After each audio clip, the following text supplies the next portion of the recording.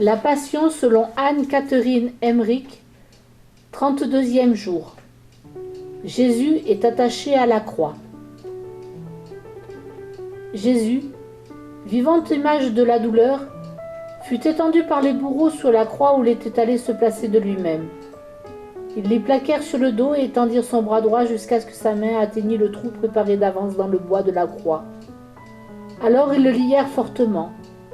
L'un de son genou immobilisa la poitrine de Jésus dont la main qui se contractait était maintenue ouverte par un autre. Un troisième plaça le long clou à la pointe acérée sur la partie épaisse de cette main qui avait dispensé tant de bénédictions et avec un marteau de fer frappa dessus à coups redoublés. Une plainte douce et claire fusa de la bouche de Jésus. Le sang gicla sur les bras de ses bourreaux. Les liens qui retenaient la main se rompirent et ses fils au champ pénétrèrent avec la pointe du clou dans la plaie étroite qui ouvrait les chairs. J'ai compté les coups de marteau. Dans l'excès de ma douleur, j'en ai oublié le nombre.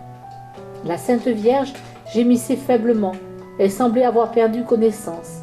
Madeleine était hors d'elle. Les vilebrequins utilisés par les bourreaux pour fourrer les trous dans le bois de la croix étaient en fer et d'une seule pièce, sans aucune partie en bois. Ils avaient la forme d'un T.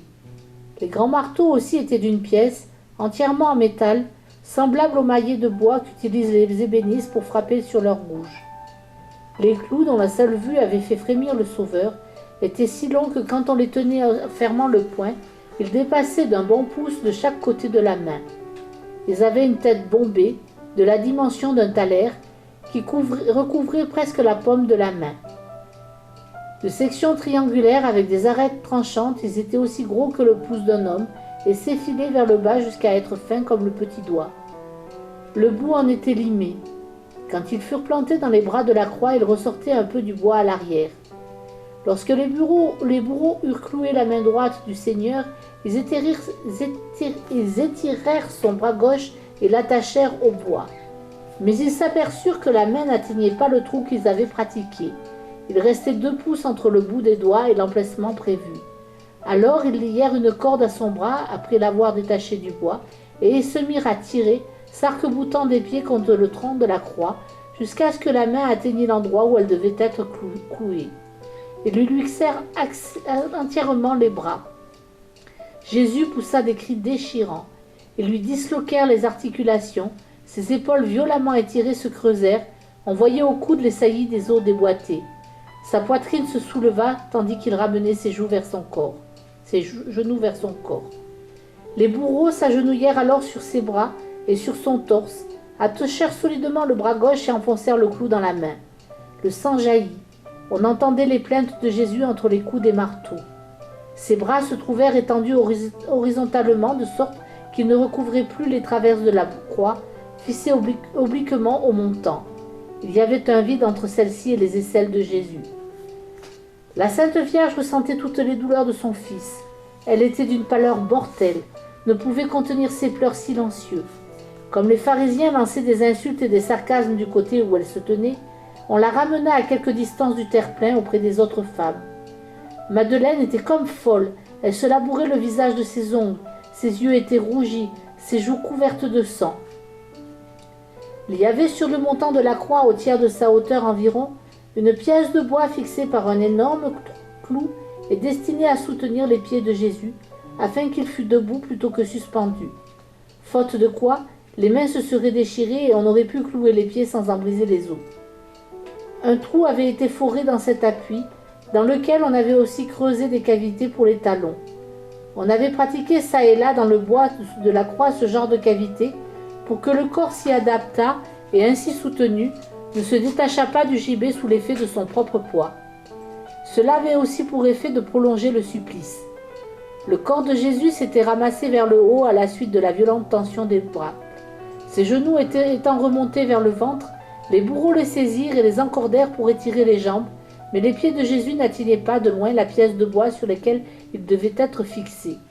Les bourreaux s'emportèrent, se querellèrent, les en voulant qu'on fît des trous plus rapprochés pour les clous qui traversaient les mains, car il était difficile de rehausser l'appui destiné aux pieds, les autres vomissant des imprécations. « Il ne veut pas s'allonger, nous allons l'aider !» Avec une violence inouïe, ils étirèrent la jambe droite à l'aide d'une corde jusqu'à ce que le pied atteignît la pièce de bois. Le corps de Jésus se disloqua atrocement, on entendit craquer sa poitrine. Il s'écria à haute voix, « Mon Dieu, mon Dieu !» Il lui avait également lié le buste et les bras afin que les mains ne fussent pas déchirées et arrachées des clous. Son ventre se creusa horriblement, il semblait que les côtes fussent près de sortir sa poitrine. Ce fut une souffrance épouvantable. Ils tirèrent avec la même rage le pied gauche et l'attachèrent à l'autre. Comme il n'était pas posé de façon assez stable sur le pied droit pour qu'on pût les clouer ensemble d'un même coup, ils en percèrent le coup de pied avec une pointe. Ce forêt, à la tête plus plate que celle des clous des mains, était semblable à une haleine. Alors, prenant un coup bien plus long que ceux des mains, le plus affreux qui fût, ils l'enfoncèrent dans la plaie ouverte dans le pied gauche, puis à travers le pied droit, jusque dans le morceau de bois et jusque dans l'arbre de la croix. Placé de côté, j'ai bien vu que ce clou traversait les deux pieds. L'enclouage des pieds fut plus terrible que tous les supplices précédents à cause de la tension extrême du corps. Je comptai 36 coups de marteau, entre lesquels s'élevaient des plaintes douloureuses du Sauveur, dont l'écho m'était d'autant plus doux, clair et pur, qu'on entendait autour de lui que les sinistres colibés et jurons abominables. La Sainte Vierge était revenue sur le lieu du supplice. Le bruit des coups de marteau, les craquements dans le corps disloqué de son fils, ses gémissements tandis qu'on clouait les pieds, lui causèrent un tel chagrin qu'elle tomba, inanimée, entre les bras de ses compagnes. Cela provoqua de l'agitation. Les pharisiens à cheval s'approchèrent pour lui lancer de nouvelles insultes, et ses amis durent l'emmener de nouveau à l'écart. Pendant le crucifixion, puis ensuite, quand on dressa la croix, des cris d'horreur s'élevèrent de la foule, surtout parmi les saintes femmes. Pourquoi la terre ne s'ouvre-t-elle pas pour engloutir ces monstres? Pourquoi le feu du ciel ne s'abat-il pas sur eux pour les consumer?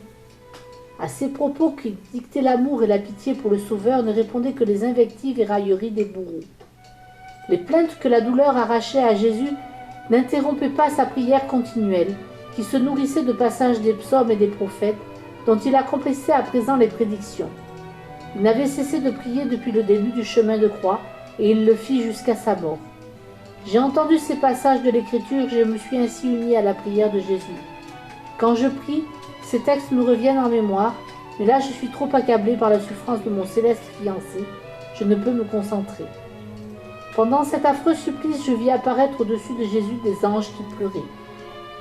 Dès le moment où les bourreaux eurent entrepris de crucifier le Seigneur, le commandant des troupes romaines fit attacher au sommet de la croix le panneau portant l'inscription rédigée par Pilate. Comme les Romains se gaussaient du titre roi des Juifs, des pharisiens notèrent le texte et, espérant le faire modifier, ils revinrent en ville pour solliciter du gouverneur l'autorisation de lui en substituer un autre. Tandis que les bourreaux étaient occupés à crucifier Jésus, leurs aides travaillaient encore au trou que l'on avait creusé pour y planter la croix. On l'avait prévu trop étroit et le roc était très dur. Quelques-uns d'entre eux, qui avaient bu le vin d'épices de Véronique au lieu de le donner à Jésus, étaient passablement ivres. Cette boisson leur déchira les entrailles comme un feu, les rendant presque fous, et ils s'en prirent au Seigneur, l'accusant de sortilège. Son inaltérable patience les exaspéra au plus haut point, et ils multiplièrent les insultes contre lui. Finalement, ils durent se résoudre à courir plus d'une fois au pied du calvaire pour aller boire du lait d'ânesse. Des femmes appartenant à un campement de pèlerins venus pour la Pâque s'étaient installées là avec leurs bêtes dont elles vendaient le lait. Pour autant que je puisse en juger par l'éclat du soleil, il était un peu plus de midi quand on finit de clouer Jésus à la croix. Et à l'instant où on élevait la croix, le temple retentit de l'éclat des trompettes. C'était l'heure où l'on immolait l'agneau pascal.